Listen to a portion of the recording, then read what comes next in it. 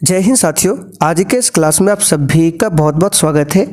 तो साथियों, बिहार पुलिस सिपाही की नई भर्ती 2025 के लिए आज हम लोग इस किरण पब्लिकेशन के बुक से सेट नंबर 10 का डिस्कशन करेंगे। साथियों, ये जो बुक है बिहार पुलिस के लिए बहुत ही शानदार बुक है। आप लोग इस बुक को जरूर ले लीजिए, इस बुक से प्रैक्टिस कीजिए, आपको बहुत ज़्यादा इससे फ़ायदा मिलेगा। ठीक है, इसमें टोटल 29 सेट्स दिया हुआ है और आज हम लोग इसी बुक से प्रैक्टिस सेट को सॉल्व करेंगे। तो आप लोग देख लीजिए इसमें किस प्रकार से क्वेश्चन दिया हुआ है और 2024 तक का इसमें भी 2024 का जो प्रीवियस ईयर का पेपर है वो भी इसमें आपको मिल जाएगा। तो इसका लिंक डिस्क्रिप्शन बॉक्स में है, जाकर आप लोग ले सकते हैं। तो चलिए आज का पहला क्वेश्चन देखिए, हेलसिंकी किसकी राजधानी है। चलिए सभी ऑप्शन को ध्यान से पढ़िए और प्रत्येक स्टूडेंट को नीचे लाइव चैट में या फिर कमेंट बॉक्स में अपना अपना आंसर जरूर बताना है। चलिए बताइए क्वेश्चन 1 के लिए आंसर क्या होगा। हेलसिंकी किसकी राजधानी है।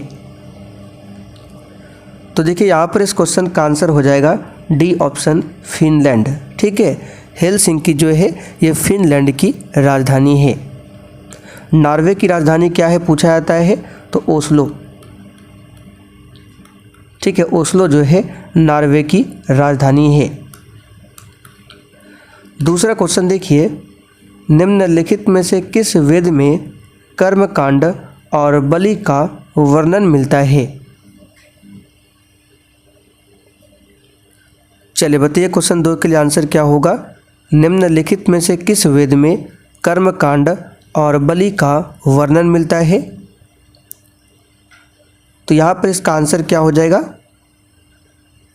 चलिए तो यहाँ पर इसका आंसर हो जाएगा यजुर्वेद। ठीक है, टोटल वेदों की संख्या कितनी है 4। सबसे पुराना वेद पूछे तो ऋग्वेद है, इसी में गायत्री मंत्र का भी उल्लेख मिलता है। इसमें कितने मंत्र हैं तो 1017 मंत्र है जो कि 10 मंडलों में विभक्त है। और यजुर्वेद जो है इसमें कर्मकांड और बलि का वर्णन मिलता है। सामवेद की बात करें तो इसको भारतीय संगीत का जनक माना जाता है सामवेद को, और अथर्ववेद जो है ये सबसे बाद वाला वेद है। तीसरा क्वेश्चन देखिए, देश में पहली बार राजनीतिक जांच आयोग का गठन किस राज्य में हुआ था। चलिए क्वेश्चन 3 के लिए आप लोग आंसर बताइए। देश में पहली बार राजनीतिक जांच आयोग का गठन किस राज्य में हुआ था। तो यहाँ पर इसका आंसर हो जाएगा बिहार। ठीक है, मोस्ट इम्पोर्टेंट क्वेश्चन है, ध्यान रखिएगा। बिहार में हुआ था कब, 1 अक्टूबर 1967 को। अगला क्वेश्चन देखिए, विश्व की सबसे बड़ी झील कौन सी है। देखिए आज क्वेश्चन का ज़्यादा डिस्कस नहीं करेंगे, बताइए इसका आंसर क्या होगा। विश्व की सबसे बड़ी झील कौन सी है। तो यहाँ पर इसका आंसर हो जाएगा क्षेत्रफल के हिसाब से विश्व की सबसे बड़ी झील हो जाएगा आपका कैस्पियन सागर।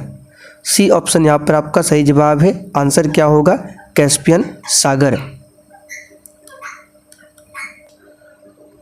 अगला क्वेश्चन देखिए, डूरंड लाइन किन देशों की संयुक्त सीमा रेखा है।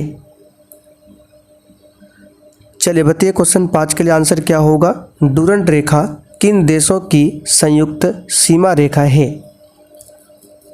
तो देखिए डूरंड लाइन जो है ये पहले भारत और अफगानिस्तान के बीच में था, लेकिन अब ये पाकिस्तान और अफगानिस्तान के बीच में है। भारत और चाइना के बीच में कौन सा है, याद रखिएगा मैकमोहन रेखा। भारत पाकिस्तान के बीच पूछे रेडक्लिफ रेखा। आगे देखिए, मानव विकास के संगठक कौन है। चलिए क्वेश्चन 6 के लिए आप लोग आंसर बताइए। और साथियों बिहार पुलिस के बैच में बूस्टर जीके में सेट नंबर 41 आपका अपलोड हो चुका है। अगर आपने नहीं देखा है तो जाकर आप लोग देख सकते हैं। और जिनको भी बिहार पुलिस का बैच चाहिए, डिस्क्रिप्शन बॉक्स में एप्लीकेशन का लिंक दिया हुआ है, उसको जाकर प्ले स्टोर से डाउनलोड कर लीजिए। वहाँ पर हमारा व्हाट्सएप नंबर मिल जाएगा, तो व्हाट्सएप पर मैसेज कर सकते हैं। तो मानव विकास के संगठक कौन है। तो इसका आंसर है दीर्घ एवं स्वस्थ जीवन, शिक्षा, उपभोग तथा जीवन दशा, ये सभी है। तो यहाँ पर डी ऑप्शन आपका राइट आंसर है, ध्यान रखिएगा। अगला क्वेश्चन, लोकनायक के नाम से किसे जाना जाता है? चलिए बताइए, लोकनायक के नाम से किसे जाना जाता है? तो सिंपल सा क्वेश्चन है, जयप्रकाश नारायण को लोकनायक के नाम से जाना जाता है। इन्होंने 1942 के भारत छोड़ो आंदोलन में महत्वपूर्ण भूमिका निभाई थी। इनको भारत रत्न कब मिला? तो 1999 में इनको भारत रत्न दिया गया। भीमराव अंबेडकर को भारत रत्न कब दिया गया था? तो 1990 में। ठीक है, ये सब क्वेश्चन ध्यान रखना है। बाकी जयप्रकाश नारायण का जन्म कब हुआ था, मृत्यु कब हुई थी, ये सब क्वेश्चन बूस्टर जीके में आपको लिखा हुआ मिल जाएगा। क्लास में हम आपको जो भी एक्स्ट्रा क्वेश्चन बताते हैं वो पूरा आपको लिखा हुआ दिया जाता है। औरंगजेब के पौत्र शाहजादा अजीम ने किस नगर के नवनिर्माण पर 1 करोड़ रुपये खर्च किए तथा इसे द्वितीय दिल्ली बनाने का प्रयास भी किया था? चलिए बताइए इस क्वेश्चन का आंसर क्या होगा। यहाँ पर हम एप्लीकेशन का नाम भी लिख देते हैं, सक्सेस वर्ल्ड MCQ, यानी कि जो हमारा चैनल का नाम है वही नाम से आपको एप्लीकेशन भी मिल जाएगा, सक्सेस वर्ल्ड MCQ। यही आपको प्ले स्टोर पर टाइप करना है। ठीक है, ब्लैक कलर का आपको लोगो मिलेगा, उसको डाउनलोड कीजिए, उसी में हमारा व्हाट्सएप नंबर मिलेगा। तो यहाँ पर इसका आंसर हो जाएगा पटना। आंसर क्या होगा? पटना। बिहार में राज्यसभा सदस्यों की कितनी संख्या है? चलिए बताइए, बिहार में राज्यसभा सदस्यों की संख्या कितनी है? तो यहाँ पर इस क्वेश्चन का आंसर क्या होगा? तो बिहार में राज्यसभा सदस्यों की संख्या 16 है। बिहार में लोकसभा सदस्यों की संख्या पूछे तो आपका आंसर होगा 40। बिहार में विधानसभा सदस्यों की संख्या पूछे 243। बिहार में विधान परिषद सदस्यों की संख्या पूछे तो 75। ये सब आपको ध्यान रखना है। बिहार के पूर्व मुख्यमंत्रियों को सही क्रम में लिखिए। बिल्कुल इसी टाइप के क्वेश्चन आपके एग्जाम में पूछे जाएंगे। बताइए इसका आंसर क्या होगा। और साथियों, जैसे ही क्लास खत्म होगा इसका पूरा PDF आपको मिल जाएगा आंसर के साथ में बैच में, और जो भी एक्स्ट्रा क्वेश्चन बताए हैं वो भी आपको मिल जाएगा। अच्छा, बिहार में पूछे कितने प्रमंडल है? तो बिहार में 9 प्रमंडल है। जिले कितने हैं? 38 जिले हैं। अनुमंडल कितने हैं? तो बिहार में 101 अनुमंडल है। ये सब क्वेश्चन आपको ध्यान रखना है। और बिहार में प्रखंड पूछे कितने हैं? तो 534 है। ये सब कुछ आपको लिख कर दे देंगे, आपको लिखने की ज़रूरत नहीं है। तो बिहार के पूर्व मुख्यमंत्रियों का सही क्रम इसको रट लीजिए। सबसे पहले ऑप्शन के हिसाब से यहाँ पर हो जाएगा भागवत झा आज़ाद, ठीक है, जो कि 1988 से 1989 तक रहे थे। उसके बाद सत्येंद्र नारायण सिन्हा, ठीक है, सत्येंद्र नारायण सिन्हा जो कि 1989 से 11 मार्च 1989 से 5 सितंबर 1989 तक रहे थे। फिर डॉक्टर जगन्नाथ मिश्र आता है, फिर लालू प्रसाद यादव, श्रीमती राबड़ी देवी और श्री नीतीश कुमार। यहाँ से क्वेश्चन बनता है, जो नीतीश कुमार है इसका प्रथम कार्यकाल कब से कब तक था? तो नीतीश कुमार का पहला जो कार्यकाल था मुख्यमंत्री के रूप में 3 मार्च 2000 से 11 मार्च 2000 तक, ठीक है, 11 मार्च 2000 तक। देख सकते हैं 3 यहाँ पे 8, लगभग 8 दिनों के लिए CM बने थे नीतीश कुमार पहली बार। तो ये क्रम है, इसको ध्यान रखिएगा। इस टाइप के क्वेश्चन एग्जाम में पूछे जाते हैं।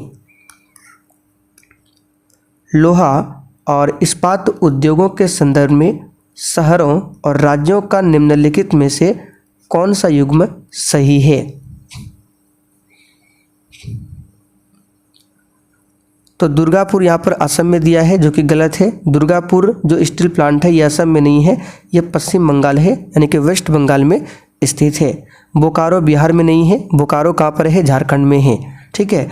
और राउरकेला की बात करें, ये कर्नाटक में नहीं है, ये कहाँ पर है? राउरकेला, तो ये है उड़ीसा में।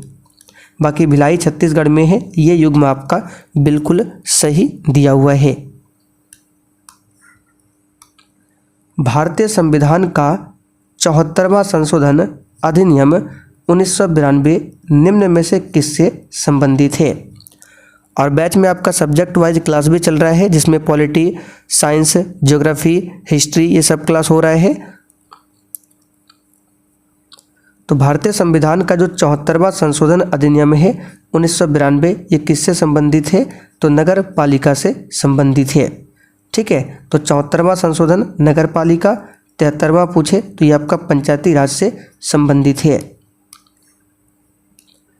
गुजरात के अलावा विवाहित महिलाओं द्वारा की जाने वाली जीवती पूजा मुख्य रूप से राज्य या फिर केंद्र शासित प्रदेश को की जाती है। यानी कि गुजरात के अलावा विवाहित महिलाओं द्वारा जो की जाने वाली जीवती पूजा है, ये मुख्य रूप से किस राज्य या फिर केंद्र शासित प्रदेश में की जाती है, बताइए। बैच में आपका पॉलिटी में लगभग 20 क्लास हुआ है, ज्योग्राफी में भी लगभग कुछ क्लास हुआ है, साइंस में भी 20-21 क्लास हुआ है, और अभी हिस्ट्री का क्लास चल रहा है। ठीक है, पॉलिटी में फिर से क्लास स्टार्ट होगा, ज्योग्राफी में भी फिर से होगा।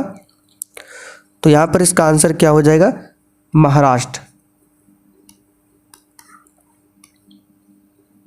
आगे देखिए, निम्नलिखित में से किस शासक ने दीन-ए-इलाही नाम से एक नई जीवन शैली या फिर धर्म की शुरुआत किया था।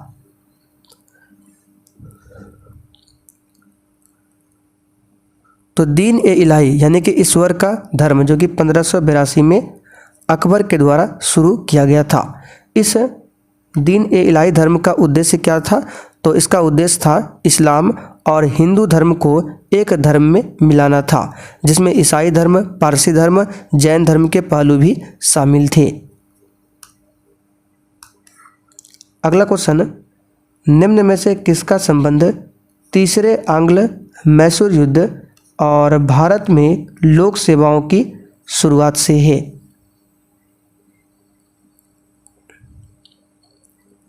तो तीसरा आंग्ल मैसूर युद्ध आप सभी जानते हैं, इसका आंसर क्या होगा, लॉर्ड कॉर्नवालिस। तीसरा आंग्ल मैसूर युद्ध 1790 में स्टार्ट हुआ था और 92 तक चला था।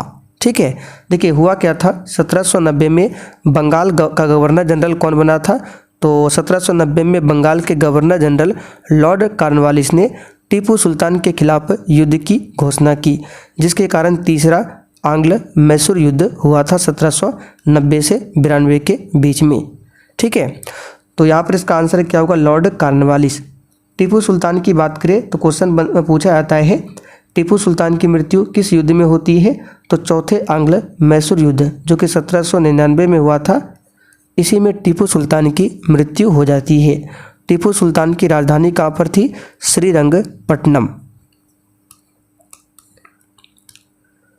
मौर्य वंश ने निम्न में से किस राजवंश के बाद मगध पर शासन किया था।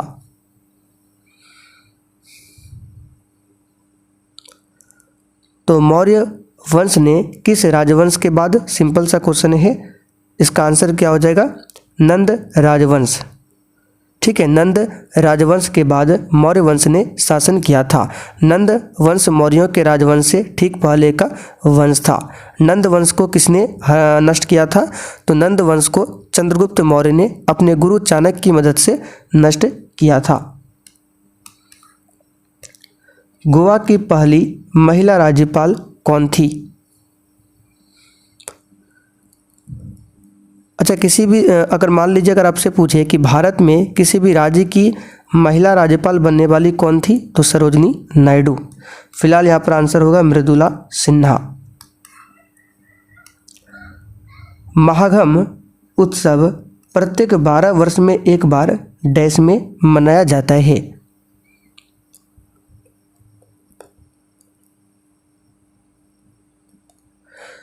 तो महामाघम जो है ये उत्सव प्रत्येक 12 वर्ष में कहाँ मनाया जाता है, तो तमिलनाडु। डी ऑप्शन यहाँ पर आपका सही जवाब है, तमिलनाडु। याद रखिएगा, इंपॉर्टेंट क्वेश्चन है। लॉर्ड रिपन द्वारा हंटर कमीशन की नियुक्ति किस वर्ष में की गई थी।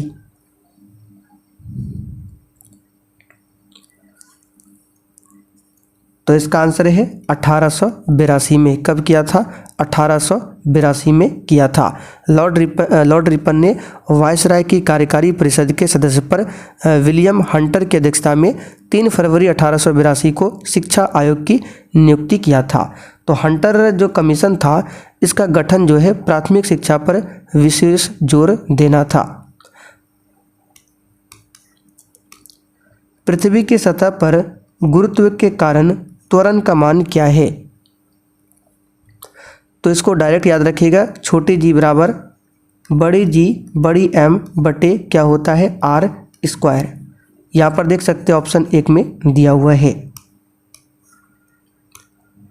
हवा में प्रकाश का वेग 3 गुना 10 पर पावर 8 मीटर प्रति सेकंड एवं कांच में 2 गुना 10 पर पावर 8 मीटर प्रति सेकंड है, तो कांच का अपवर्तनांक क्या होगा? तो आपने 10th क्लास में पढ़ा होगा, अपवर्तनांक निकालने के लिए क्या करते हैं? हवा में प्रकाश का वेग लेते हैं और जिस माध्यम में निकालना हो उस माध्यम का वेग लेते हैं। तो जैसे कि कांच का अपवर्तनांक अगर हमको निकालना है तो सबसे पहले ऊपर में क्या लेंगे? हवा का वेग जो कि 3 गुना 10 पर पावर 8 है, और नीचे क्या लेंगे? कांच का वेग। तो कांच में वेग कितना है? तो कांच में प्रकाश का वेग है 2 गुना 10 पर पावर 8। तो 10 पर पावर 8, 10 पर पावर 8 ये कट जाएगा तो बचेगा 3/2। तो इसको अगर भाग करेंगे तो 2 एकम 2 0.5 यानी 1.5 आएगा। यहाँ पर ए ऑप्शन आपका सही है। यानी कि किसी भी अगर चीज़ का आपको अपवर्तनांक निकालना है तो ऊपर में आपको हवा का वेग डालना है, ठीक है, निर्वात में हवा का वेग डालना है, और जिस माध्यम में निकालना हो उसको नीचे लिखना है। निम्न में से कौन विरंजक चूर्ण पर हाइड्रोक्लोरिक अम्ल की संतुलित समीकरण में रासायनिक प्रतिक्रिया को दर्शाता है? तो विरंजक चूर्ण का सूत्र होता है CaOCl2। तो इस पर हाइड्रोक्लोरिक अम्ल की संतुलित समीकरण दर्शाना है। तो समीकरण तो सभी सही है, लेकिन संतुलित कौन सा है आपको बताना है। तो यहाँ पे कैल्शियम 1 है, यहाँ पर भी 1 है, यहाँ पे ऑक्सीजन देखिए 1 है, यहाँ पर भी 1 है, क्लोरीन यहाँ पर 2 है, क्लोरीन यहाँ पर देख सकते, क्लोरीन यहाँ पर 2 1 3 है, यहाँ पर 2 है, ये तो आपका गलत हो गया। दूसरा देखते हैं कैल्शियम 1, ऑक्सीजन 1, ऑक्सीजन 1, क्लोरीन यहाँ पे देख सकते हैं 2 और यहाँ पे 2, 4 क्लोरीन है। तो यहाँ पर भी 2 क्लोरीन 2 क्लोरीन 4 क्लोरीन है। तो यहाँ पर देखिए ये पूरा संतुलित है। बाकी यहाँ पे हाइड्रोजन 2 है, तो यहाँ पर भी देख सकते हैं 2 हाइड्रोजन है। तो बी ऑप्शन ही यहाँ पर आपका सही है। चलिए आज ज़्यादा क्वेश्चन कवर नहीं करेंगे, ओनली 25 का क्वेश्चन है। वर्णांध व्यक्ति निम्नलिखित में से किन रंगों में अंतर नहीं कर सकते हैं?